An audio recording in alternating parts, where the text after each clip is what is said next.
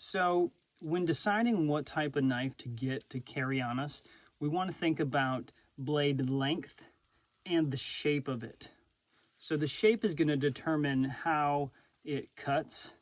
And so what we're going to be cutting most of the time when we're using it as a tool, that's going to be helpful in discerning the style of the blade. The length is going to be determined on a few things, on whether you're going in public. If you're going in public, you're going to usually want a smaller blade because you don't want to be, carrying it on your hip or printing or making people uncomfortable in any way, shape, or form. And so, but if you're more in the wilderness and, a situation could come across where you might meet a bear or a big cat or a coyote, a dog, a wolf, something like that, you're going to want the blade to be a little more big and robust. And also that blade is going to be used on things like, clearing trails, cutting wood, splitting kindling open. So you're going to actually want it to be a little more robust as well. But so you want to start to think of, what am I going to be doing most of the time, and what situations am I likely to get caught up in? What's worst case scenario? What do I want to have?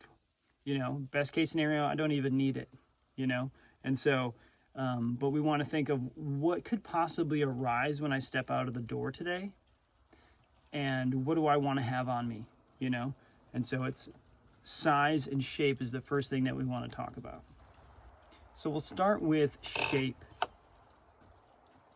This is a straight blade. Okay, so this doesn't have a large curve in it one way or the other. And so this is basically a stabbing tool.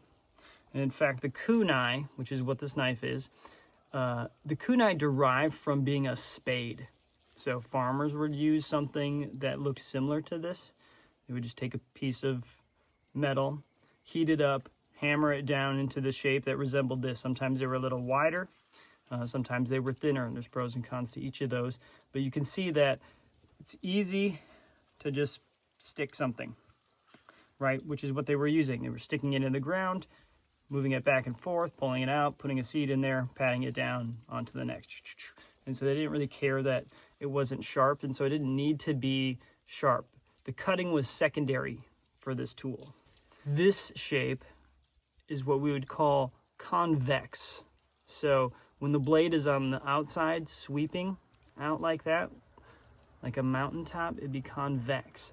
And so this is designed to cut pushing away from you.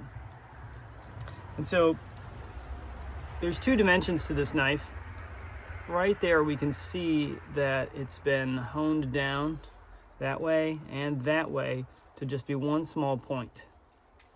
But it's also rounded, so the only point you touch, even if you have like a long straight something, it's only touching one little point on it. Where if it was like a flat piece of metal, it might be honed down on that part, but here it's still flat. And so that means, it's nothing by 12 inches here. Where this is, nothing by 1 millimeter, right? And so that the least surface area, a needle, is like the sharpest thing ever, right? And so that's what this is getting. It's getting more like that. And when you sweep across, pretend it's my nose here for a second.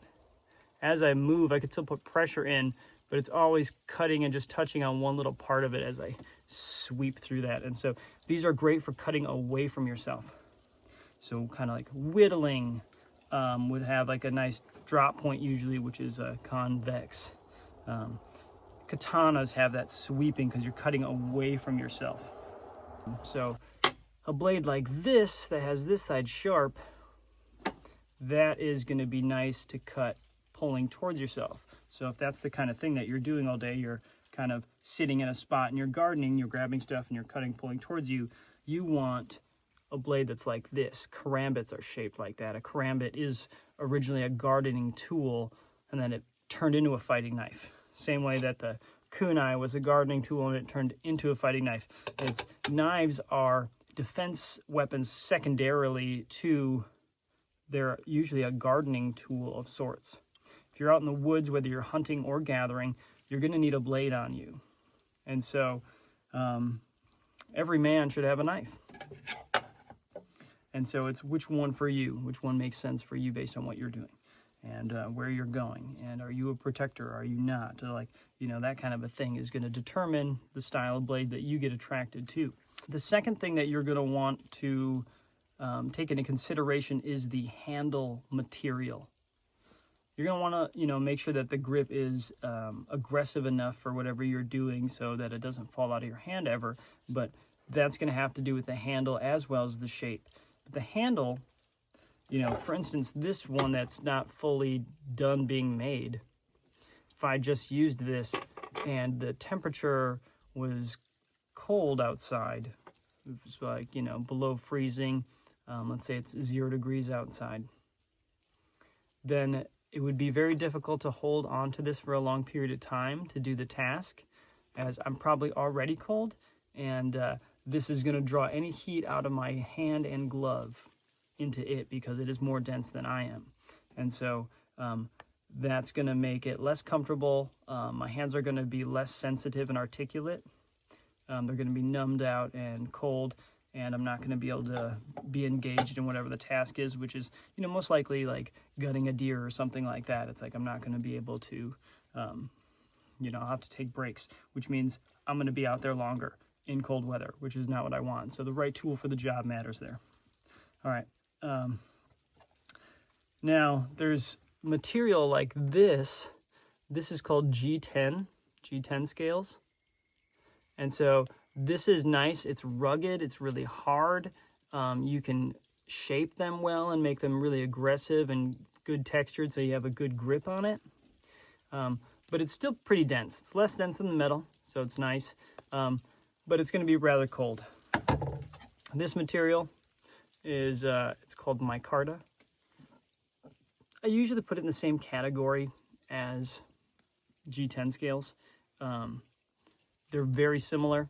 G10 is, in my personal opinion, a little better. It's a little harder, more robust. This is a little bit softer, but I mean, not much. So they're both really great. So, but you can see that this design, here is the metal still on both sides. And so these are going to be cold to hold onto in the cold. Wooden handles are pretty great for when it's cold outside. They can be really beautiful. They can add a nice artistic element to the blade, but they're also softer. So if it's worn on the hip and you're mountaineering and you're sliding down rocks and things like that, this is going to get scuffed up pretty bad. There's going to be some grooves put in it, and if it's a beautiful blade, you might be mad at yourself for that. Whereas this is going to be a lot more rugged and hold up way better to that. All right. Another handle material is often cordage of sorts. It's an inexpensive option for the blade, and it does provide good grip, but it can come undone. And that can be reinforced with like lacquer or certain kind of glues and adhesives to make it a little more structured, but still it is not very robust. It's just cloth, and it can get chewed up easily and come undone and be problems, but in a pinch is a good fix still. They also make plastic handles on certain knives, which are good for cold weather. It's an inexpensive material choice, and you know, certain plastics in handles and sheath materials can allow the knife to float in water. So if you're doing something around water, that might be a good option. Third thing to take into consideration when it comes to getting your blade is, what is the sheath material? We're going with leather, which can look really good. It can go well with an outfit, and it tends to be a lot quieter on things like drawing it. And then there is Kydex, and Kydex is a lot slimmer. It's harder, usually more modular in its ability to adapt. This one is form-fitted to the blade, so you can hear that lock in. It's not going to fall out, and so that actually makes it easier to draw. it's one less step where, you know, this one I have to unclasp that, or this one I have to unclasp that to get at as well. And so pros and cons to each. This is softer, it's warmer, and it's not as loud if things hit it. This is pretty loud if something hits it, you know. But either way, especially in a fixed blade knife, you need a sheath at some point.